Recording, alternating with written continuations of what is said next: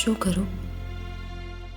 જો મમ્મી પપ્પાને એમ કહીશ કે રૂપેશ મુંબઈ જતો રહ્યો છે અને પપ્પાજી બેંગ્લોર જવા માટે નીકળી ગયા છે, એટલે પૈસાની કોઈ ડિરેક્ટ વ્યવસ્થા નથી થઈ શકી, તો એમને તો ચિંતા થઈ જશે કે કિંજલનું ઓપરેશન કેવી રીતે થશે.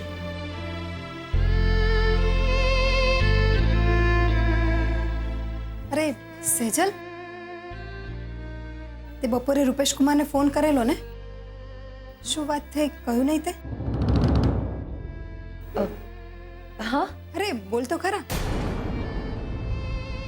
શું કહ્યું રૂપેશ કુમારે? રૂપેશ એ તો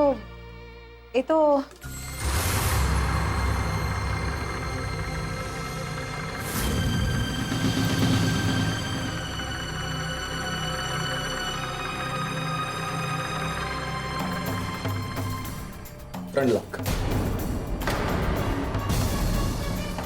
માફ કરજો, તમારી ઓળખાણ ન પડી. કોણ?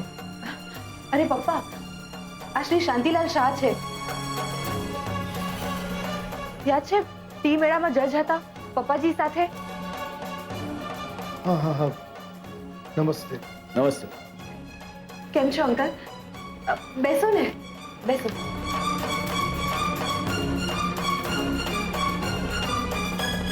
ભાઈ હું તો મજામાં છું.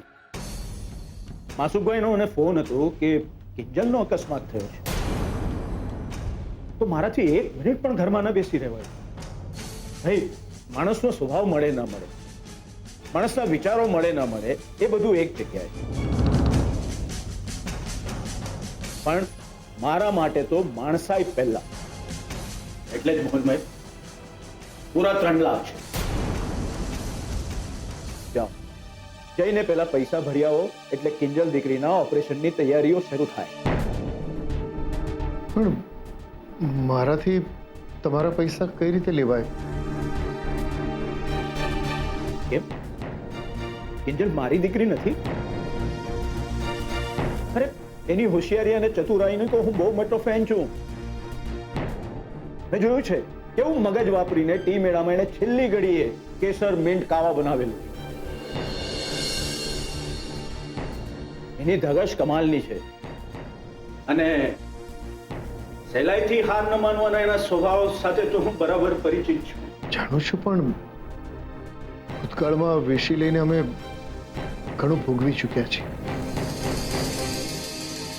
મોહનભાઈ, જીવનમાં દરેક વખતે સરખા અને કડવા જ અનુભવ થાય એ જરૂરી નથી. હા પણ જો મોહનભાઈ, અત્યાર સુધી મને એમ હતું કે આ દુનિયાનો સૌથી જિદ્દીમાં જિદ્દી માણસ હું છું, પણ તમે મારો ભ્રમ ભાંગી નાખ્યો. જો શાંતિભાઈ, આ તમારી જીદ હશે, પણ મારા માટે આ સ્વાભિમાન છે. ભલે મોહન, સ્વાભિમાન તો સ્વાભિમાન. મોહનભાઈ, તમે થોડી વાર માટે મારી સાથે બહાર ચાલો, પછી તમારો જે નિર્ણય હશે હું માન્ય કરીશ. બસ. અરે પણ એમનો પગ. ચિંતા નહીં કરતા, હું સાચવીશ. આવો.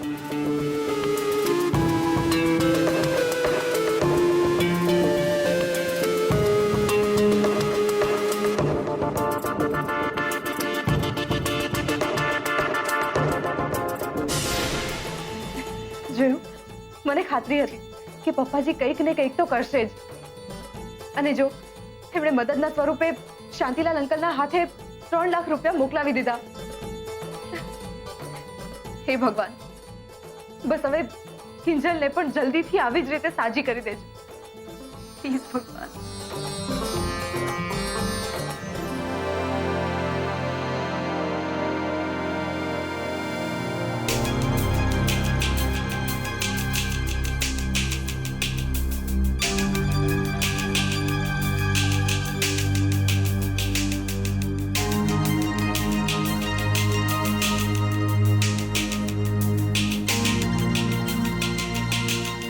આવો મોહન, બેસો.